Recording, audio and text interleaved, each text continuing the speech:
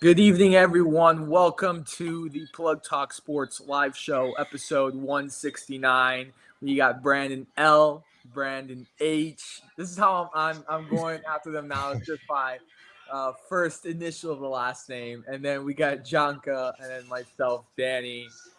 Before we open up our show tonight, I do want to talk about something aside from sports, something serious. If you guys um, no, I would hope you know. Um, Big news topic last week in Los Angeles. Several wildfires broke out and have just devastated acres upon acres of land. Um, a lot of Malibu is decimated, Pacific Palisades. It's getting close to the Brentwood community. A lot of people have lost their homes. Obviously, Los Angeles Rams are playing tonight on Monday Night Football. That game was moved to Arizona due to the wildfires, and it's just they had a whole tribute at the beginning of the game, and um, obviously the prayers are for people who have just lost loved ones. I believe the death count is up to 24. Not only people, but animals as well, and just think about it, man. Just we're here, just miles and hours away, comfortable in our homes, and just think about the home you're sitting in right now, just being gone with everything that you own inside of it, being gone. I personally have a story tied to it. A home that I vacationed in New Year's in 2021 in Malibu. Unfortunately, we found out that it is no longer. It burnt down. It's gone. And that whole area is such a beautiful area, and I've enjoyed hiking out there and stuff. It's a beautiful area, and just that entire area, it's gone. So yeah, just my thoughts and just prayers to all those people out there. It's horrible to see. I don't know if you guys wanted to add anything to that, but Yeah, I mean, definitely, obviously horrible, obvious thoughts, first responders, the families of lost loved ones. I mean, it's obviously something tragic. yeah, And, I'm hoping that, everyone's able to, come together and lean on each other because, something like this is obviously tragic, obviously catastrophic. And, this is why we honestly have to be appreciative of everyday living, waking up happy, waking up healthy, because you never know uncertainty things that, happen in day-to-day living. So that's honestly what I really want to say before we get going tonight. yeah. All right, guys. So with that, let's uh let's get right into football. We got lots of football to talk tonight. Wild card weekend. Uh, Obviously, I mentioned earlier, Rams right now, third quarter, absolutely demolishing the Minnesota Vikings. 24-3, and right before we got on, I think we said, oh, well, we could have expected this, right? Right. And Rams the fourth seed, Vikings the fifth seed. And it's going to set up Rams against Eagles. Obviously, the game's not done yet, but this would send Los Angeles to play Philadelphia. And you know what, Brandon L., I still disagree with you. I still think that the Eagles are overrated. I still do. Did you But see did how you see much they that? But did you struggled see against that Green defense Bay? yesterday? I mean, come on. And this is why I honestly pointed out Vic Fangio. He wasn't the problem when he was with. I know everybody loves to say it was him. It was him. If you watched that yesterday, and I get it, it was only the first playoff game, but I mean, Vic Fangio's defense. If Philadelphia has any chance to go to the Super Bowl this season, it's mainly because of Vic Fangio's defense. I mean, you can say whatever you want about Jalen Hurts. You can say whatever you want about the amazing season that running back Saquon Barkley's had. But you have to look at that. I mean, that defense was suffocating Jordan Love all night. I mean, there was nothing he can do offensively. He couldn't move the ball. I mean, it was basically 10-0 for about 85% of that game. So, I mean, kudos to Vic because we all shamed him, and the reason why that him and the Dolphins parted ways. But we know damn well after watching that last night, it was not Vit's fault. Listen, like you said, it was 10-0 majority of that game. Jordan Love had absolutely no weapons on that offense to do anything, and it was still 10-0. The Eagles could have done so much better if they were living up to the hype. That's just what I feel. But Green Bay had a majority of their defense. I mean, Green Bay is not a bad defensive team. And look, I'm very curious to see, assuming LA does win tonight, I'm very curious to see what happens. But listen, I've honestly said it so many times. I think it's going to be Philly against either KC or, if not KC, Buffalo. I mean, I think that's honestly how these playoffs are going to be trending. And I would think 90% of the world probably would I believe 90% of the world would probably say the same exact thing.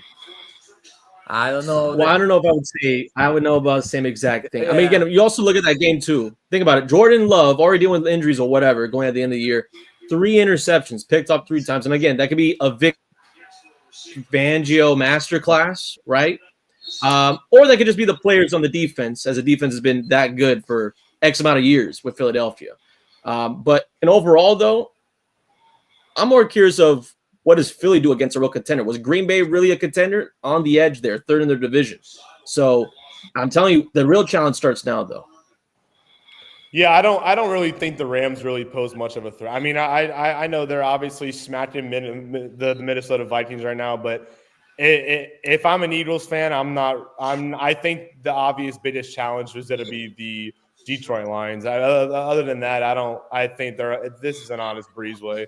And again, I could totally be wrong, and I could totally look like an absolute moron come next week. But I can tell you right now, just watching this Eagles team, I don't see how it gets so catastrophic. Yeah, I really think that it's really their game. It's really their game to lose, especially now that they had a home game yesterday. They had another home game now Sunday. I believe the game's Sunday, right? I don't think it's Saturday.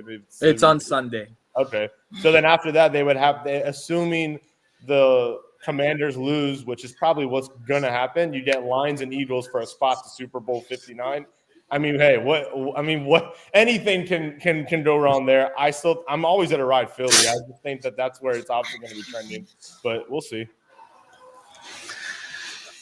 Hey, I mean, I can't really disagree with what all of you guys are saying, but on the point of like the Eagles not looking too good, I don't know about that. I mean, this obviously Jordan Love didn't have his weapons, but that has nothing to do with Green Bay's defense.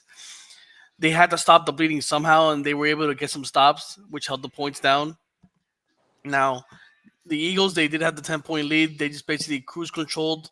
They scored 12 extra points, made it 22. Like, they just did what they had to do. I don't think they were trying to blow them out. So, I mean, I don't think we've seen the best of what the Eagles had to offer, but at the same time, like.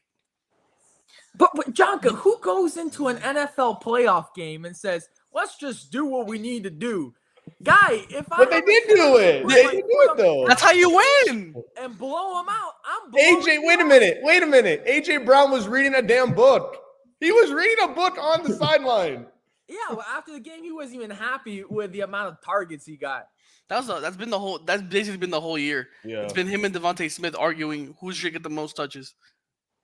Hey, at the end of the day, though, if they're winning games, right? If they're winning games, you probably might not even hear it in Super Bowl. They do it every year. I mean, like there's maybe 1 or 2 years where they were not a good football team, but Sirianni's been there for quite some time now. They've been a pretty damn good football team. Yeah, I just think they choke, and like to Brandon H is if they're winning football games, he say the same thing about the Kansas City Chiefs. Which John could be like, no. That's different. They're getting by help of the referees. 100%. But they're winning football games. In a bad way, though. Oh, my God. The Dolphins win football games, too, in September. I mean, hey. Well, we also can't take away that right? the Eagles also have Saquon Barkley, which gets like a lot of touches. So that takes away a lot of the time of the game. And so obviously the game's gonna be low scoring if you just like maintain the time of possession. So I mean, Jonka, Yeah, but in other words, I'm telling you though, in other words, a problem that they love to have. Too many people, too many touches, all them great players. So exactly. But wait, look. How about this though? Lamar Jackson, Josh Allen, Sunday. I mean, come on. Nothing gets better than that. I mean, we love talking about Josh Allen. We love talking about Lamar. I mean, come on. Now you get Lamar Jackson, Josh Allen for a trip to the AFC title game. I mean, wow. I mean, that's what I'm looking forward to mostly. yeah, let alone the MVP conversation as well going to that game, Yep. though. I mean, this could make, I'm not going to say like, the riders are immediately going to be like, oh, whoever wins is going to win out the entire MVP race, but this could be the final definition of who wins it for this year. But also, I mean, again, because I know we're talking about Hurts and the Eagles and everything like that and the weapons that they had. I mean, look at Josh Allen. How many weapons he has on his offense? Nearly nothing. And then what he was able to do against the Broncos the other day, I mean, it just tells you what type of MVP season it is for him and what an MVP should look like. Again, my front runner for MVP. At least that's on me, though. Jonka and I are for that game. Jonka and I will be at Flanagan's enjoying some good food, watching that football game. So you already know. But You can join too, Brandon, if you want. oh, the Brandons are obviously invited. Where's this at? Hey, let me know which planning. Here's the thing. Brandon H lives far from Jonka and I. I don't know where Brandon L lives. I'm in Davy Cooper City, so it's. Look at that. Jonka and I can get together, and the two Brandons can get together. They're both in the same area. Reporting live from 20 miles away. Hey, it's the Broward and the Dade side of it. Right. It is. There's representation on Plug Talk Sports on the county line. Jonka, I wanted to ask you this before we continue talking about the Bills. Mm-hmm.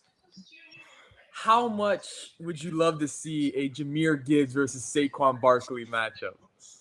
Bro, do you understand that I'm a Gibbs head, bro? I love Jahmyr Gibbs. Just the face off, bro. I'm telling you this right now. It is going to be a low-scoring game because of how much running there's going to be. The time is going to fly by, and the score is going to be so low that the intensity is going to build up. Every snap is going to count in that game. If it were to happen, that game's going to be so significant. Oh, no, that game is definitely going to happen. It is. That game is definitely going to happen. I don't know, bro. I don't know. The Rams are looking really good, bro. The Rams are looking really good. It's the Vikings. But Lincoln Financial is a tough place to play. I mean, come on. You talk about home field. That crowd brings it every down. First down, second down, third down. I mean, they bring it. That's going to be a tough, especially with it being a night game. It's going to be tough. Yeah, but Matthew Stafford's going to still be on that field. Yeah. So that's the thing. I mean, I don't want to put him in the same conversation as a lot of other quarterbacks when it comes to playoff time, but I mean, Matthew Stafford so far in Los Angeles, it's hard to beat him out in the playoffs, though.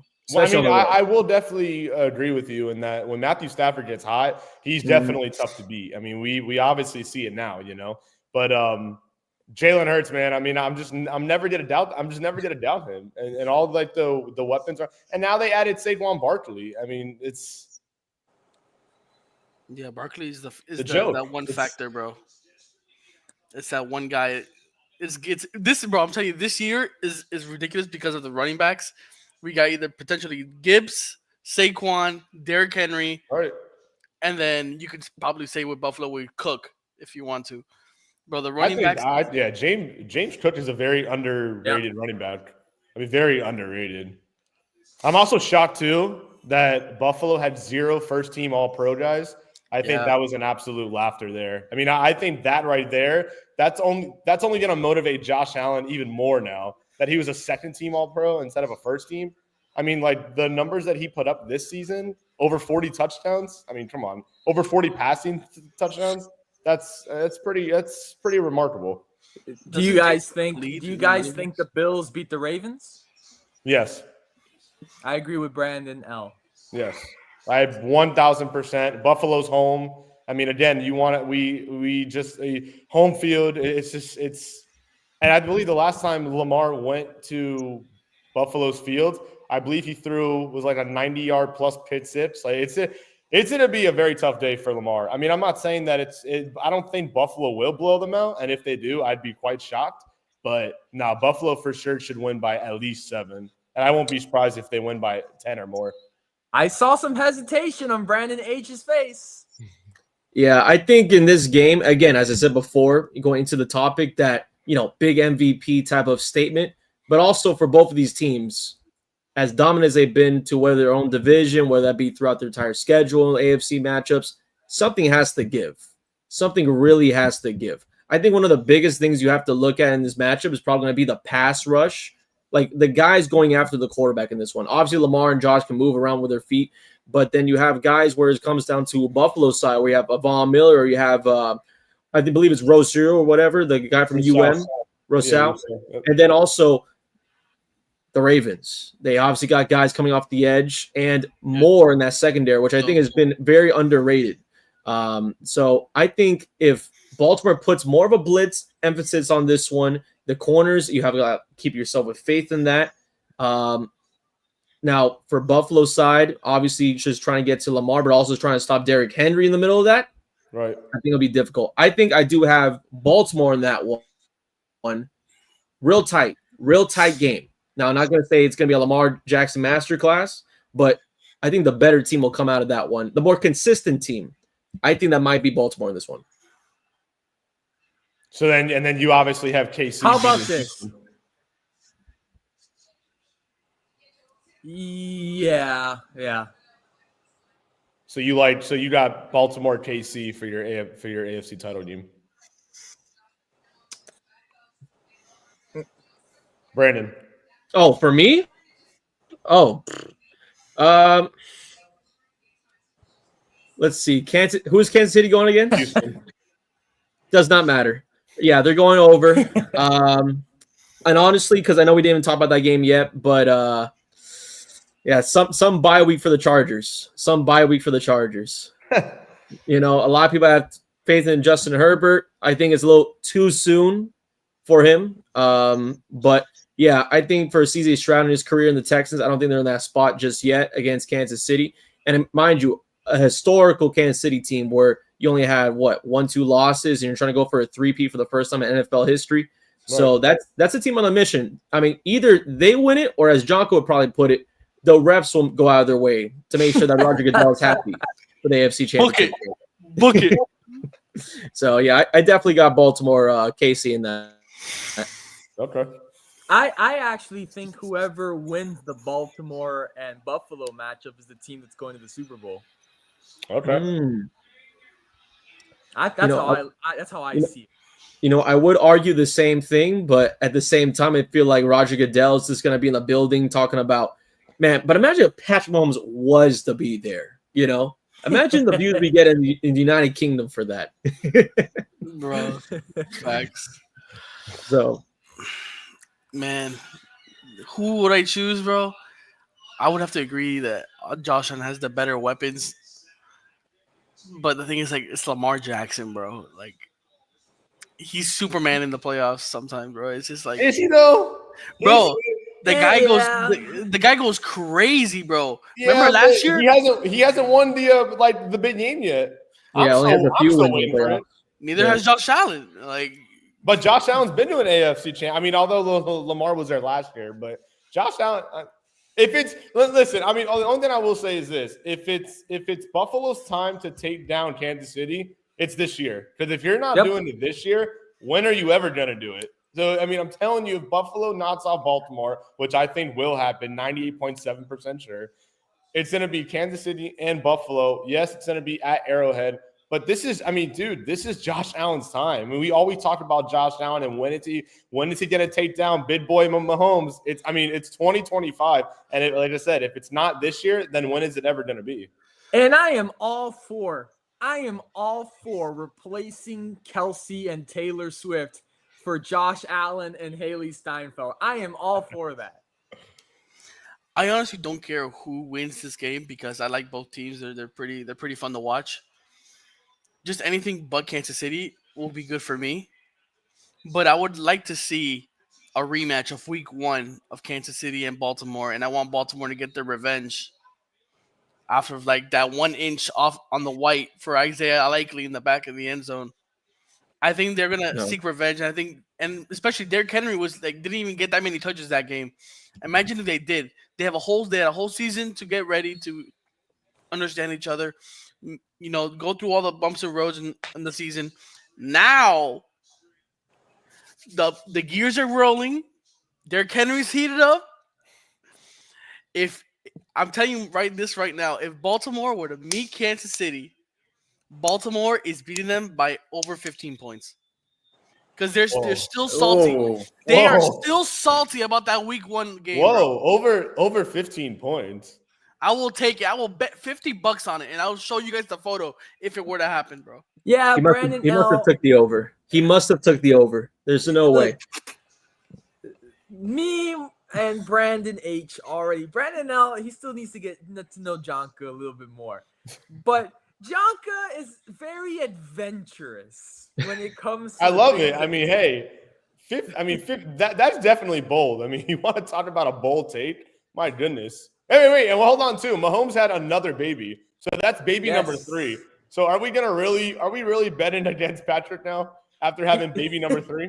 Come on. At this point, it's not betting against Patrick; it's betting against Brittany. Yo, bro, seriously. At this point, it's betting against fatherhood. That's what basically he's talking about. Third baby, third Super Bowl ring. That'll be a little bit too much of a showboat if he gets a fourth one. No, but honestly, also from what Brandon was talking about, though, Josh Allen, when is he ever going to do it? Be best here right now. I have to also argue for Lamar Jackson. Lamar, if he's going to go and get himself to at least make an appearance in a Super Bowl, let alone an AFC Championship game, best time is right now. You got the running back for it. You got a good O-line for it. You got yourself weapons, obviously. I know Flowers is dealing with some things his own way, but also Bateman still looks to be good and active. When are you going to be able to go and move forward past this season if you're the Baltimore Ravens? I mean, this isn't a team that can't keep everyone throughout this year.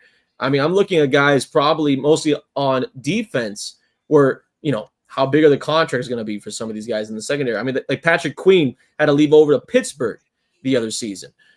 So I'm expecting for Baltimore to really put an emphasis on that. But again, I mean, that what makes this matchup huge. MVP talks, two of the best teams in the AFC, really the two teams that everyone wants to see in the Super Bowl.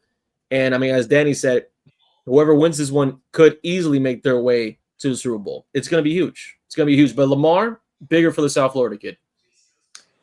Jonka, I know you're big on him, but this is called the wild card doink. Field goal to win it last night for the Washington Commanders over the Tampa Bay Buccaneers. And we're going to spend a little bit of time talking about this kick because the kicker, Gonzalez, I even thought about it 10 times when I saw it. I'm like, why does this guy keep fixing his hair before putting his helmet on? He did it about like 20 times. And there was one time like, oh, finally he's putting the helmet on. Right midway, he's like, nope, and then does it again. But he was able to hit the post and again, wild card doink and take Jaden Daniels and the Commanders to the next round. I mean, this is Washington's first playoff win, I understand, since 2005. So Commanders are in the divisional round, and I believe they will play the Detroit Lions next. So they will be visiting Detroit. And I'm not going to lie, that game is going to be on Saturday night, 8 p.m. Eastern. I'm kind of intrigued to see what Jaden Daniels can do. At this stage. I'm not gonna lie. I'm very intrigued. Who do you want to go? Mirror. Okay, I'll go. Whatever. Bro, what have I said to y'all? Well, not Brandon L, but to y'all from before for the draft, bro. Jaden Daniels should go number 1. Everybody thought I was crazy. No, Caleb Williams, he's a Heisman. He's a fraud, by the way. For people that don't know, he's a fraud. I'm telling you, this guy's a nightmare, bro. He had like, I think, if I remember correctly, 5 or 6 years in college. The guy is developed. He's been in every situation possible. He's mature. He's been through multiple different teams on LSU. This guy is made for it, bro. And this game with the Lions, we're gonna see how big he actually is. He's still rookie, by the way, so that's one thing. Don't take that away from him. But I'm excited to see what my boy Jaden Daniels can do. I'm really excited. I can't emphasize that enough, bro. After this whole year where he had kind of like a little slump in the middle, but he got back into it. They're scary, bro. They're scary. I'm telling you right now. Their defense is actually playing pretty well. Not gonna lie. Scary Terry is out seeking some blood. Hey, the Lions could get caught. I'm not. I don't think. I think it's gonna be a blowout too. Like you guys, but you leave Jaden Daniels some openings, bro. He'll take them. I swear to God. No, I'm not saying it's gonna be a blowout, but I'm not saying that it's gonna be, an easy game at all for Dan Quinn and the Washington Commanders. I think if there was gonna be a world where Washington does win out on the road in Detroit, it would have to be Jaden Daniels by himself, 4 touchdowns, over 300 passing yards, and somehow, some way, Zach Ertz is involved in that. You know what I mean? Yeah. Like, there has to be like a wild card, like, Brian Robinson is going off, or like, as I mentioned before, Ertz is going off, or like, Daniels is running like crazy. There has to be an X factor, I think, in that game, similar to what we saw most likely throughout this season. Like, how many games for Washington came down to the last play, the last second, like a Hail Mary against Chicago, this wild card doink against a really aggressive and great Tampa team. I think a lot of people are, of course, NFC South, not really the best teams in the NFL. I think we can all agree about that. But still, for Tampa to make it out there out the muck, great for them. Honestly, I thought that should have been a game they should have won. But for the Commanders' sake, I mean, Jaden Daniels, Jonka, you are right about that, though.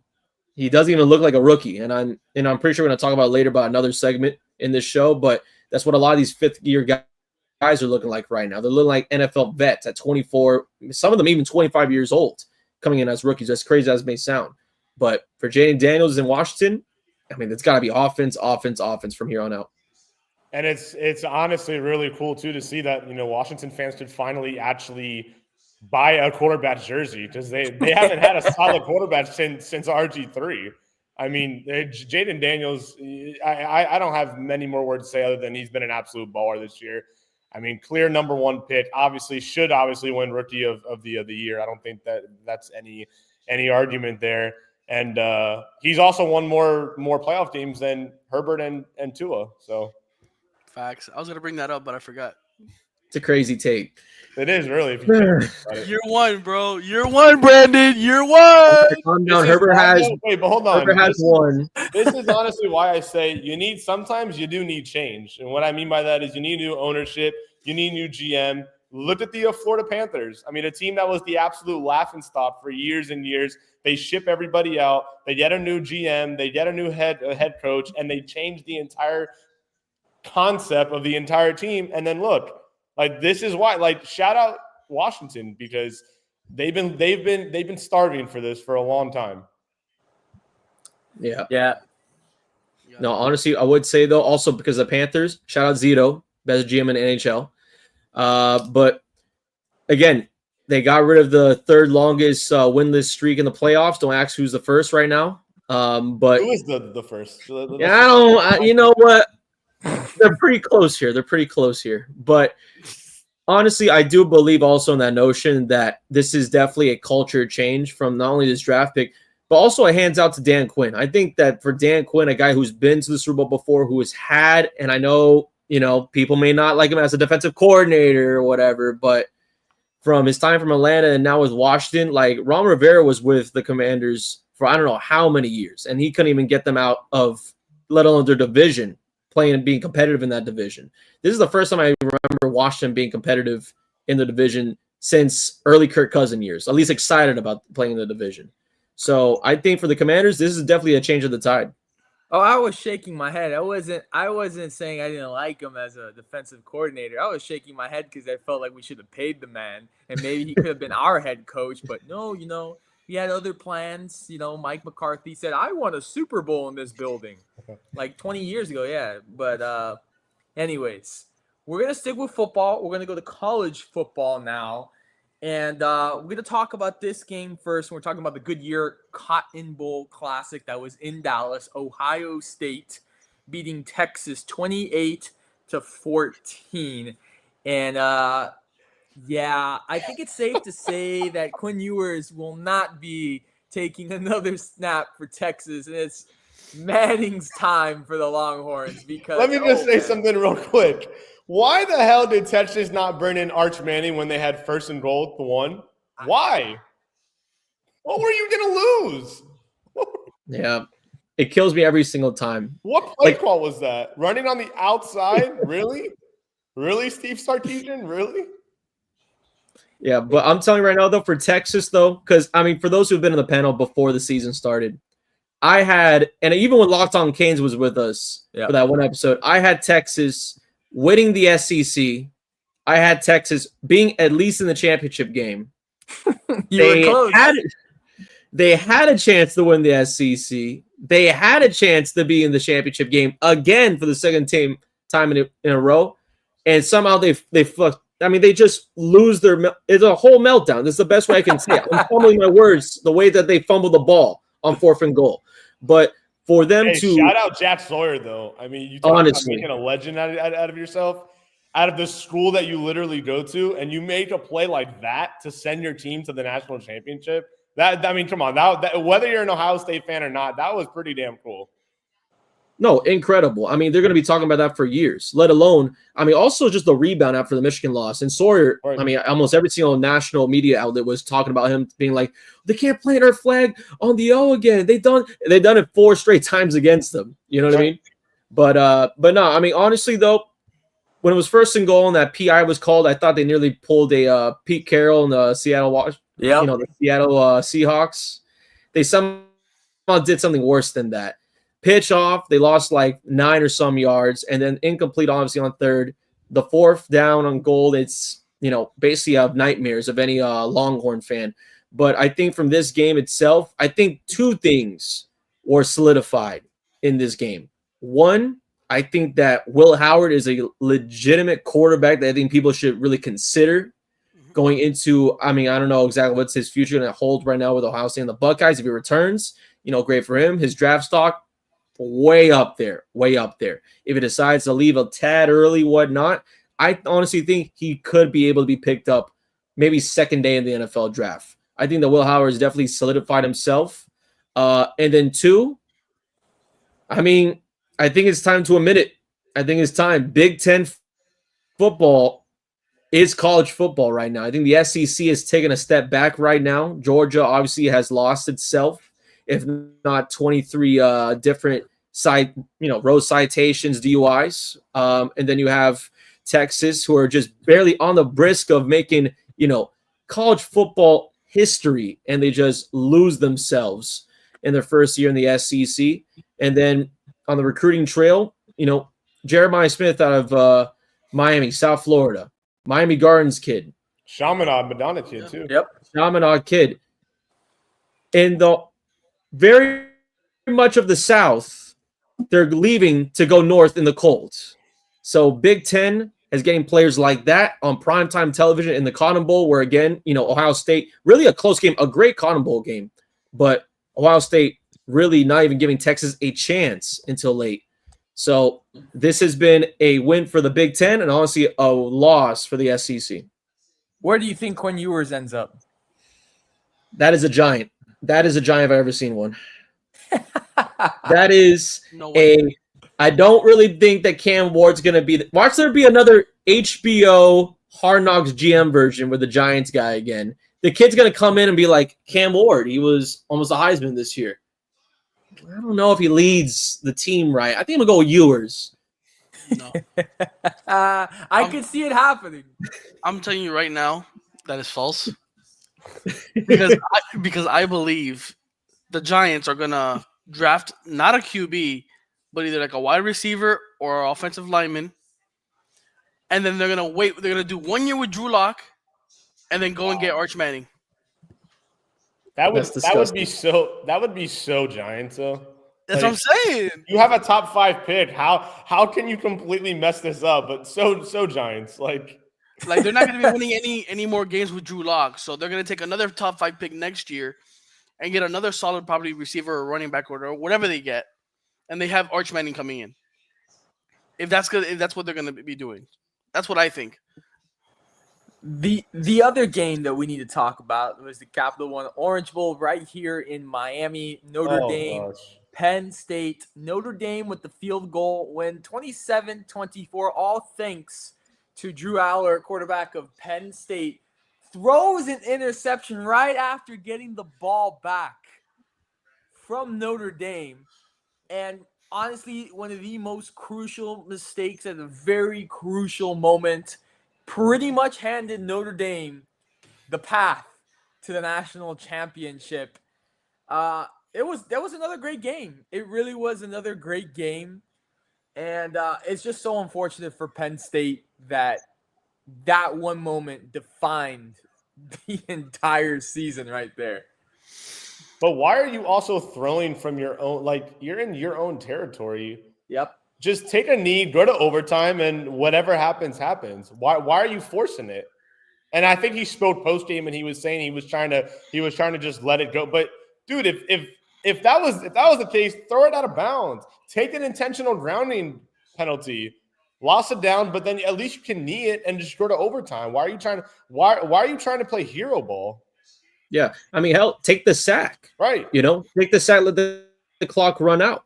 And I think actually, because there's a funny story I'll have to say, though, because at my job, there's this guy named Adam, Penn State guy, Penn State grad from Pennsylvania, all that stuff. The entire 2 weeks, he's like, man, I don't know. Penn State looks really good. I don't think Notre Dame's defense is that good. And this Drew Aller kid, I mean, a lot of people are saying he could be a top guy in the NFL draft. He could be a top. I mean, he made the least likely NFL graded pass I've ever seen in my life. I mean, at least NFL decision making was at a floor. So for that, I mean, you just take the sack, go to overtime. I definitely do agree with Brandon here. This has to be not like a meltdown. I would have to say like a Texas meltdown, but a misjudgment of your enemy, though, I think, from Franklin and Penn State, especially in the remaining second, really, of the fourth quarter. I had Penn State winning this, and then I saw at the end of the game the stat line where not a single receiver was able to get a single yard for like not one receiver got a single yard.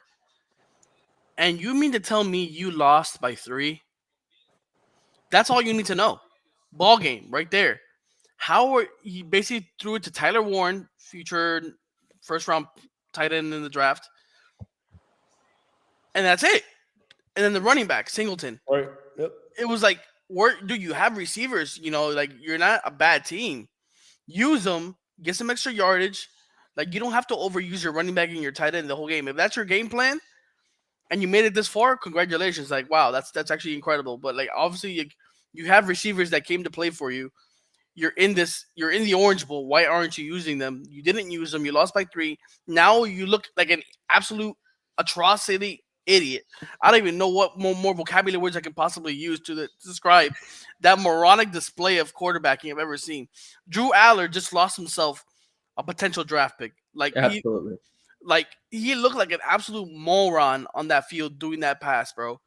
Why would you do that, bro? Why would you do that? I mean, tied game, chance to go to the national championship, something that Penn State fans have been dreaming for a long, long time. And you make a stupid decision like that. And Brandon, quickly, so you said take the sack. Now, God forbid if they did that and Aller fumbled the ball and Notre Dame just picks it up and scores a touchdown. You know what I'm saying? So it's like, just take the damn knee, go to overtime, whatever happens, happens. I mean, that's something that Penn State's going to have to think about all offseason, because that right there was atrocious to the extreme. Yeah, but I'll also even go further. You know what Penn State fans are probably thinking about all offseason? Singleton dropping that pass that could have easily been a touchdown. I think it was like, the first half, and it was like Penn. Honestly, that would have just closed the game early, put it to bed a little bit early, changed the tide a little bit. I think Franklin has, especially throughout his career at Penn State, very much struggled against AP opponents, especially top 10 opponents. Right. this was his moment. I mean, as you said, this is what Penn State fans have been looking for a very long time. And to think of a hypothetical Penn State versus Ohio State in a national championship, I mean, you can't even write the better script. For Franklin's career and a guy that had been vocally about, I want to be the first black coach to be in a national championship. And even him wanting to do that at Penn State, I mean, the biggest moment, I have to say, in Penn State recent history, though. But it fell short because Drew Aller wants to drop his draft stock for next year. And then I guess that we have more faith in our running backs catching balls. But that's going to be more questions asked for Penn State, which a lot of their own guys are returning now. So maybe they might be back in the same scenario. Maybe. I saw that today, yeah. I saw But the biggest flop for Penn State was like, okay, yeah, they lost to Oregon in the Big Ten playoff, in the Big Ten championship, right? They become the fifth seed, but guess what? They actually got a better off road than Oregon did. They go on, they play, I think it was SMU, then they go on to play Boise, and then they go on to play Notre Dame. Like, if that isn't a beautiful path to a semifinal, I've ever seen one for a person that lost in their conference championship. Like, if I'm Penn State, I'm really looking at myself like, bro, like we literally flopped a potential appearance in the championship game with the road we had. Like, I will also say though that the new 12-team playoff format, I mean, it obviously worked because we don't have number 1 seed going, we don't have a number 2 seed, so I'm glad that the committee opened it up to now 12 teams. So here's the best 12, and now it's down to the final 2. So it's obvious that they should stick to this playoff format going forward. They should. And also to even extend the argument, though, because I know a lot of people talked about, the first round of the playoffs. Oh, they're all blowouts. They're all not entertaining games. The idea of the playoffs, the biggest part to me personally, giving the teams at least a chance, and it gives an SMU a chance. It gives, obviously Boise State, who still was competitive in their bowl game, in my opinion, gave them a chance. So I like this format. I really do. I know a lot of people said to either extend it or change it to based on strength instead of just, winning conferences and stuff like that. But if that was the case, we might as well change the NFL entirely like that. Now, a whole different discussion, but I like the format too. I don't mind the format, just to change it a little bit. I like the 12 best teams, but remove the conference winners. Like just the 12 like officially, like the first round bye, you're saying? No, like remove the first round bye. Just like who is officially at the end of the day, the last games before the playoffs, the 12 best teams, right? And then that should be it. There should be no one first round bye. No, because of this and that and that. No, just that's it. Period. If you are able to make an upset on your very last week and you're able to squeak in, you are 12th. Period. Okay. Well, but this leads us to our national championship game, which is Notre Dame versus Ohio State, upcoming Monday. I don't think any of us in here probably could have predicted that at the end of this season, the national championship would have been Ohio State and Notre Dame. And if you ask me who I'm going for, in my heart, I'd like Notre Dame to win. But in my mind, it's going to be Ohio State. That's my prediction. Now, do you like Ohio State in a blowout, or do you like Ohio State in like a close field goal type game? Or I'll take Ohio State by 2 scores. Okay. I tweeted about this the other day. These are through my entire life as a South Floridian, hating Notre Dame, and then being more involved in college football recently than I ever been in my life, and then just hating Ohio State in their ignorance. I just want Jeremiah Smith to win this game. So I'm praying that somehow Molly McGrath is going to go on stage. She's going to be like, screw both of you guys. Jeremiah Smith, get up here. And he's holding that trophy up with 3 touchdowns to his name. With that being said, and I'm going to go close to an exact score here. I think 31-14. I think Ohio State takes it. Wow. That's what I believe. First championship since Urban Meyer was back in coaching. Right. Which I believe was the first year of the new college playoff, I think. Yep. Well, that Yeah. or out of the BCS right? stuff. Or the BCS format. Yeah. Yeah, I don't know. I mean, it's definitely going to be a really good game. I think Marcus Freeman has definitely proved that his team belongs, and it's also really cool to see that they bounced back after that really tough loss against an unranked Northern. What was it? Northern Illinois back in September. Yep. Remember when everyone thought that Notre Dame season was going to absolutely crumble? So I just don't know if Ohio State is going to blow them out. I mean, I think the latest spread was like 9.5 or 8, and I'm like, I just think for a national championship game, I don't think we've seen something like that since TCU against Georgia. And I just think Notre Dame is riding a lot of confidence. I don't know if they necessarily win, but I also don't know if Ohio State blows them out by 14 to 20 points. I'm gonna go Buckeyes. I'll just go Buckeyes 24-17. Just make it like by one touchdown and have Riley Leonard one last shot to try to tie it, and doesn't work out. But I mean, really credit to both of those teams, because I honestly thought after Michigan beat Ohio State, I thought they were done, and then after Northern Illinois shocked the world and stunned Notre Dame, I thought their season was not really going to go as planned too. So definitely shout out to Ryan Day and Marcus Freeman. Jonka? As you guys know, I'm a Canes guy, but these two picks, bro. It's just hard for me to decide. Like, I don't like Notre Dame. I've never liked Notre Dame. I think they're just like cocky for some unknown reason. And then Ohio State, they're always like, they're always fighting for us for recruits, and so it's always like back and forth. So it's like I don't really like them. So I mean, I might have to take Brandon, the first number, Brandon 1, and say because of Jeremiah Smith, that's the only reason I could possibly go for Ohio State in this scenario, even though I don't like any of these teams. But also, I'd have to say, I don't think Riley Leonard, quarterback for Notre Dame, is better than Will Howard. And I think Ohio State has better weapons and better talent overall.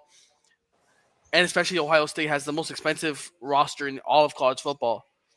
So I think with all this added up, I think Ohio State wins 34-21. Okay. So nobody on this panel likes Notre Dame, so that means Notre Dame is going to win now. Oh, Because that's how sports works, where nobody takes them, and then Notre Dame creates this amazing game plan and shuts down Jeremiah Smith, shuts down Will Howard, shuts down Quinshon Judkins. Like, that's exactly how this game is probably going to go. Bro, look, I would say that if Notre Dame does win, and if they do win, a very limelight win, it will make the NIU loss the funniest loss in all of college football history. There's no way around it. No other way around it. So talking about transfers, the former quarterback of the University of Georgia, Carson Beck, has transferred to the Miami Hurricanes. And, well, whether or not you want to call that good recruiting by Miami, or is it because one of the Cavender twins who he's dating helped him come to South Florida? My opinion is, yes, it is Carson Beck. Yes, he did torch my high school in a state championship in high school football, and I did see that happen live. It was phenomenal, and it's kind of now full circle to see that he's what he is.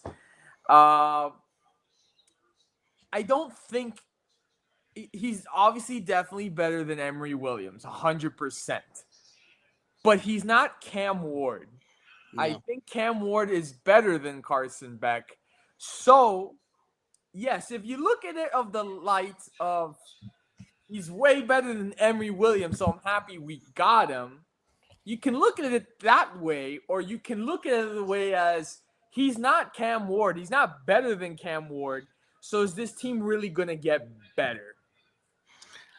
I would have to say, like, obviously he's not Cam Ward. No one's saying he's Cam Ward. But the thing is, like, he doesn't have to be Cam Ward.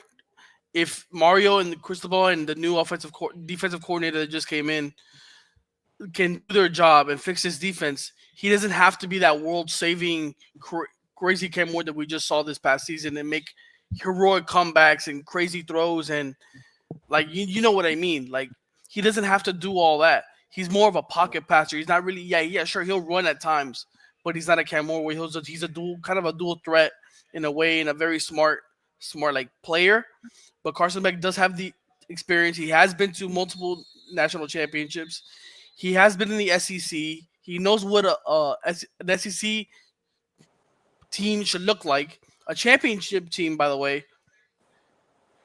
And I think that does help Miami in a way. Is like, all right, hey, coach, when we were at Georgia, when I was at Georgia, oh, this and this was different. We did this, we did that. That helped us here.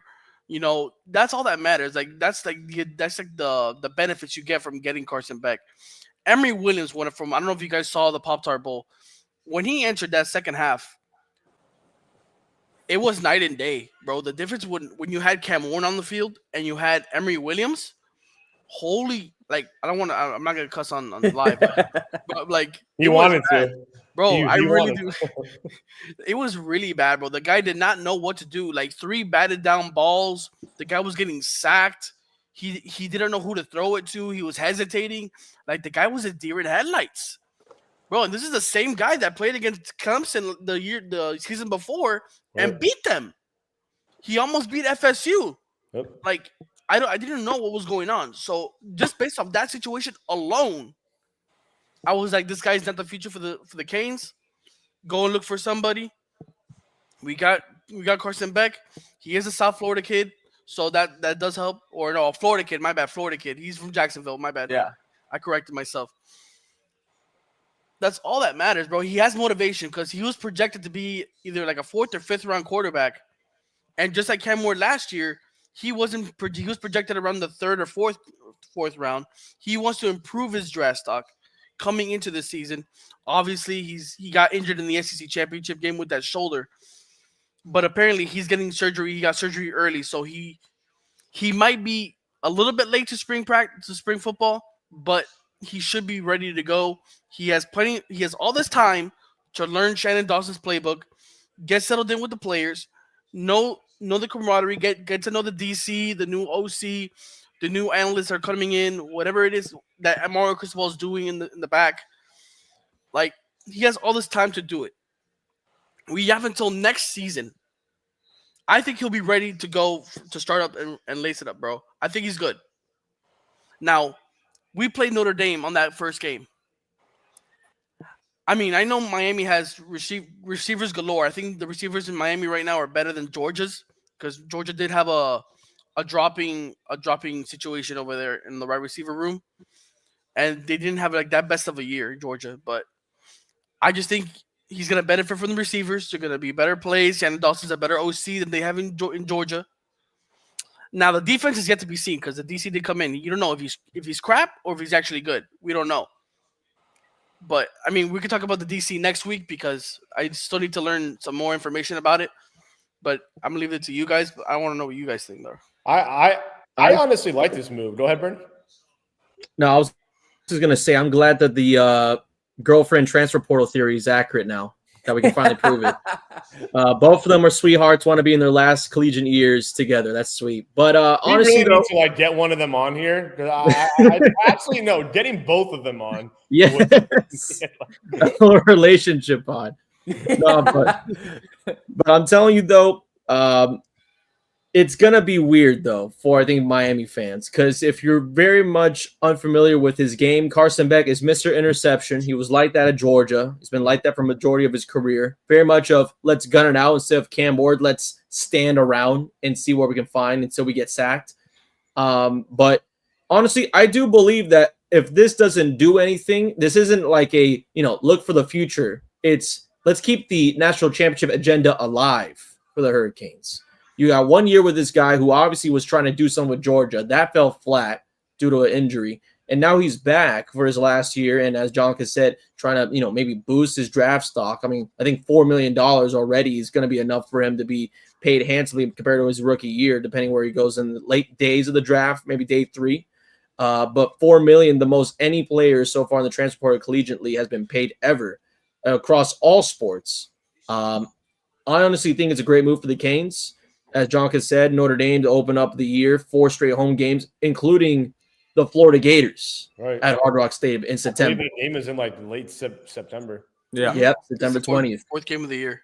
Yeah. 4th game of the year. So it's going to be, again, not an SEC schedule. He's not going to go face Auburn here, but Virginia Tech on the road, Gators, Notre Dame, and then you have to figure out how SMU on the road looks like, if even SMU's going to be the same team next year. And then, of course, you got ACC galore. It's what I call the ACC, the always crazy conference. Anybody could be beat. It's anyone's week at any given time or night.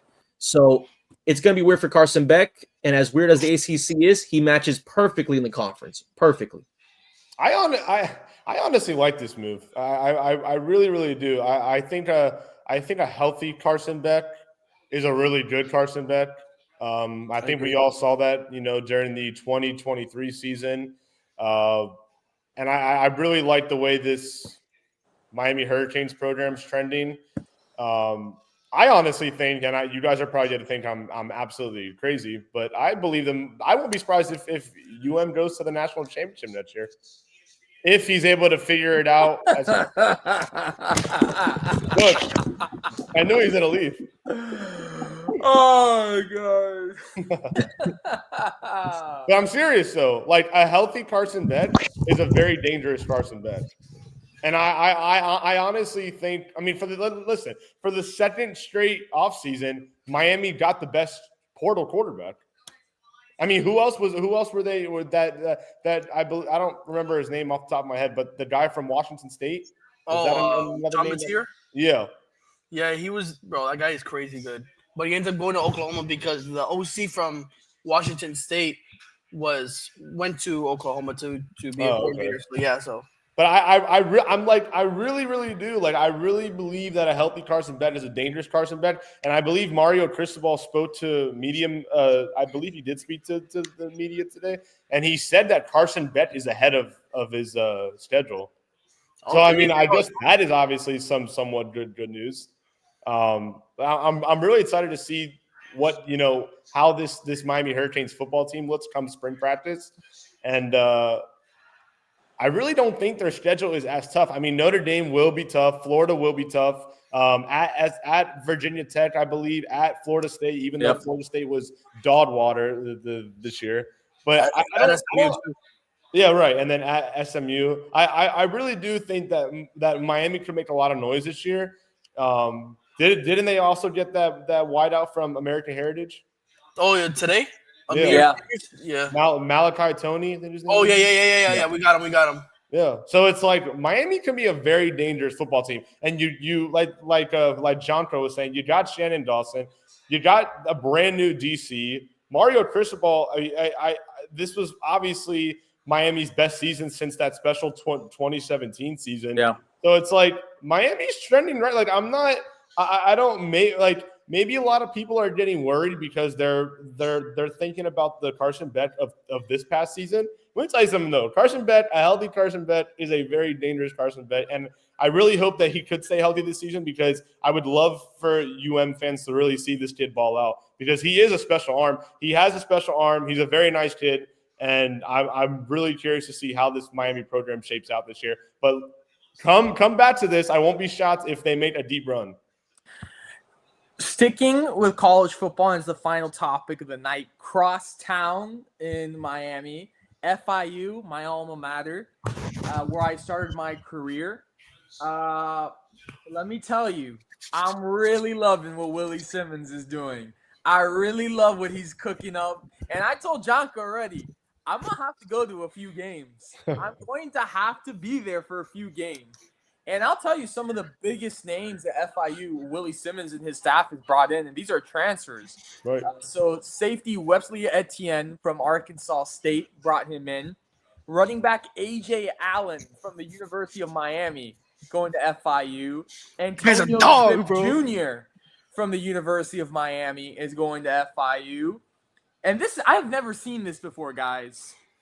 Dante Anderson from Florida State is going to FIU. They got a Florida State transfer? Wow. They got two Florida State transfers. Lamont Green Jr. is going to FIU from Florida State, and Aaron Armitage from Stanford is going to FIU. I'm telling you, I have seen this, and I've never seen this before with this program, and I'm just so excited for the season to arrive, even though it ends on Monday, because I am so curious to see what this team can do. This is the best talent that I think that they've had in the last couple years. Obviously, aside from the Butch Davis era, I think this is the best talent they've had because I really think they had it that much during Mike McIntyre. Right. I'm very excited, and right now they're ranked number 2 in the conference for recruiting. Well, they are looking for their first winning season, I believe, since 2018. So, I mean, there's definitely going to be a lot of eyes watching on FIU, especially if they're bringing in all these really good. I mean, you gotta deliver, right? You can't grab all these portal guys and then you start off the season 0-3, let's say. You know, I mean, you got a first year head coach. If you want fans to come to Pitbull Stadium, you got to give them a reason to come. I'm telling you right now, whenever the jerseys come out for AJ Allen, I'm buying myself a shirt, bro. I easily 100%. That guy, when he was in Miami, if you guys want to see his highlights, go on YouTube. You think I'm crazy? That guy is crazy good. I think FIU will have a winning season. I think the streak will be broken.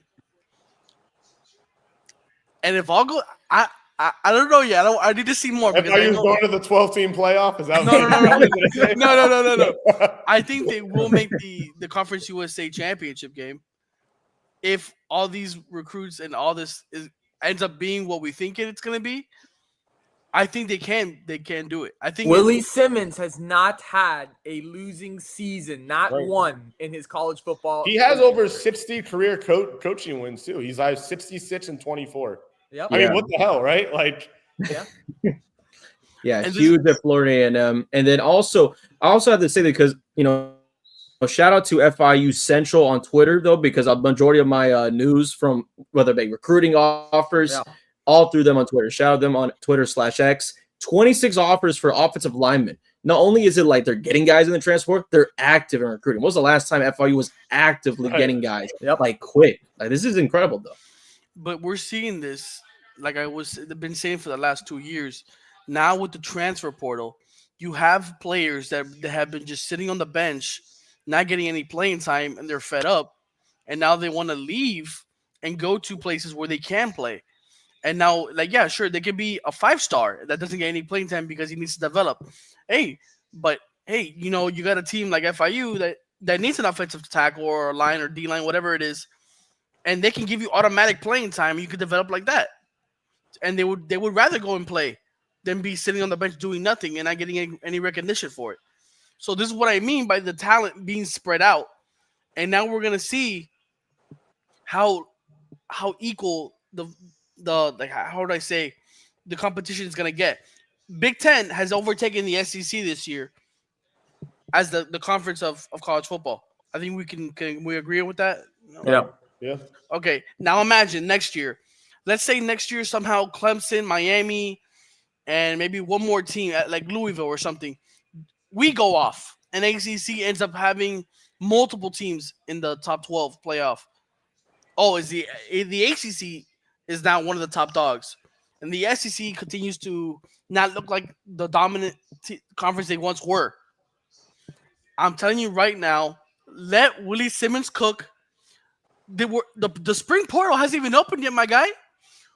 We got teams that are playing in the playoff right now that the players can't even enter yet. So just wait, bro. Just wait. We're gonna be getting Texas guys. We're getting Georgia guys. Football's back? Question mark. Hey, could be. Get your season tickets, man. Depending on, I'm gonna be on this, bro. I'm telling you, I'm gonna be on this right now.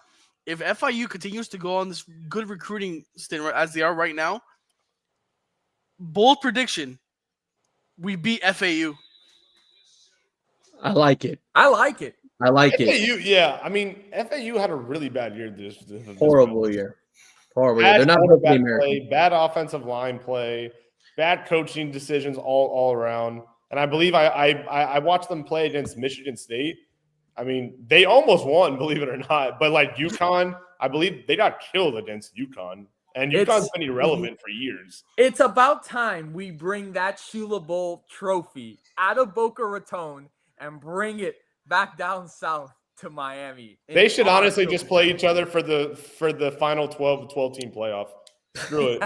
Screw the goddamn Shula Bowl. Just play for the final spot. With that, guys, that's all our time for tonight.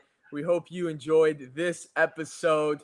Next week, we will not have an episode due to the national championship being on, and we want you guys to enjoy that. We know we will. So, again, prayers out to the folks in Southern California and in Los Angeles. We're thinking about you guys, and we'll see you guys for the next episode. Have a good night. Support the troops.